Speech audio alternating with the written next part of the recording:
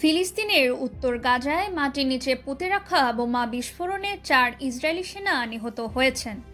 এ ঘটনায় আহত হয়েছেন আরও 6 সেনা। নিহত 4 সেনা হলেন sergeant major reserve Alexander Fedorescu 37, staff sergeant Danila Diakov 21, sergeant Yahav Maayan 19 এবং সার্জেন্ট এলিয়াফ আস্তুকার 19। আহত 6 জনের মধ্যে 2 জনের অবস্থা গুরুতর বলে জানানো হয়েছে।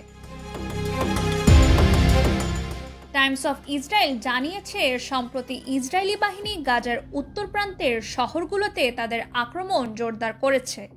গত অক্টোবর থেকে শুরু হওয়া এই অভিযান এখনও অব্যাহত আছে।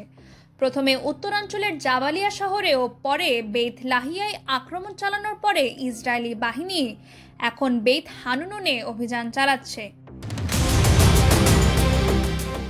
এর আগে বুধবার বেইত হানুনে আরও 3 ইসরায়েলি সেনা নিহত হয়েছিল।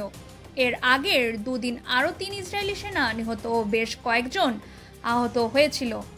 প্রাথমিক তদন্তে আইডিএফ জানিয়েছে, উত্তর গাজার বেইত হানুনে টহল সেনাদের উপর বিস্ফোরক যন্ত্রের মাধ্যমে লক্ষ্যবস্তু করা হয়।